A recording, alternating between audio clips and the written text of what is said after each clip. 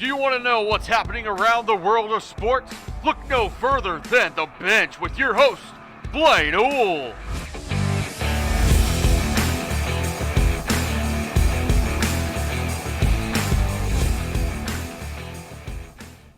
A Monday, coming off a weekend of sports, equals another great episode of The Bench. I'm your host, Blaine Owl, and welcome back.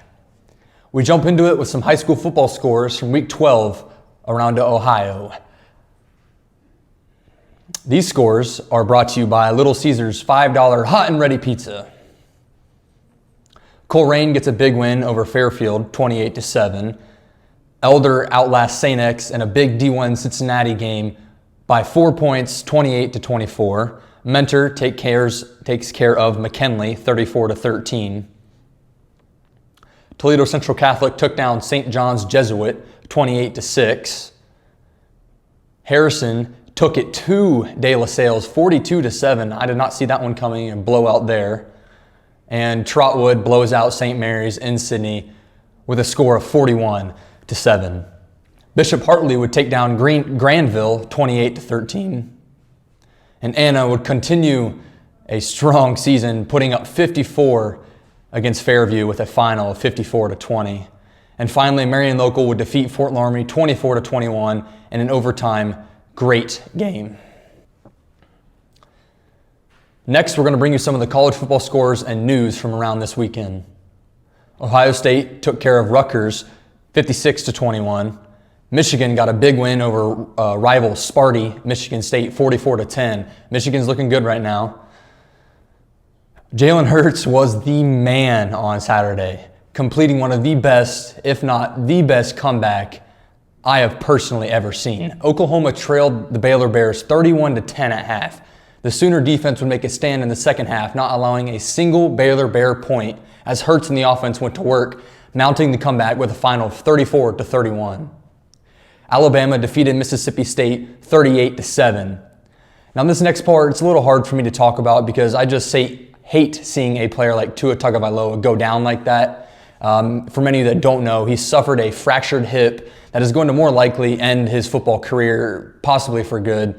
This injury is very similar to the one that Bo Jackson suffered while playing for the Raiders. My prayers are obviously with Tua and his family. I really hope he can, make a comeback at some point in his career. With that being said, I feel like this injury falls on Nick Saban more than anyone. He should have known better than to keep that kid in already up with a sore ankle, and they were up 35-7. I just don't think it was smart for Saban to keep playing Tua. With that whole row the boat thing that we were talking about on Friday, that got put up in flames real quick this weekend as Minnesota headed to Iowa. The Hawkeyes would take the win 23-19. Georgia beats Auburn in an SEC matchup 21-14. It's NBA time. The Nuggets beat the Grizzlies 131-114. Jamal Murray had a great night with 39 points. The Magic knock off the Wizards 125-121. The Pelicans beat the struggling Warriors, who just cannot seem to find themselves, with a score of 108-100. The Warriors are dealing with a lot of injuries. LeBron and AD would face off against the Hawks as the Lakers would win 122-101. Bron finishes with 33 points and the Lakers improve to 11-2 on the season. Week 10 of the NFL, the Bengals remain winless. What's new? With a loss to the Raiders 17-10. Raiders moved to 6-4 and they now have won 4 straight. The Patriots moved to 9-1, defeating the Eagles 17-10. The 49ers had a good challenge as the Cardinals played them tough, but Garoppolo would drive down the field with time running short for a game-winning touchdown, 36-26 Niner victory. The Vikings beat the Broncos, 27-23. Sunday Night Football would feature Jared Goff and the Rams taking on Mitchell Trubisky and the Bears. The Rams would take a pretty good game on a low-scoring game with a final of 17-7 victory. Goff would finish 11 for 18 with 173 yards, and Trubisky would end the night with 24 for 43 with 190 yards. Don't forget to tune in tonight as Patrick Mahomes and Phillip Rivers go at it. Chiefs versus Chargers on Monday Night Football. Set up to be a good one.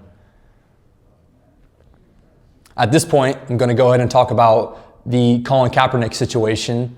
He did have I wouldn't say it a tryout, but like a open workout session is what I would call it for the NFL league to, come and observe him as he would work out, throwing the ball, footwork, anything that really has to prove that he is able to play in the NFL. He's been out of the NFL for 3 years now.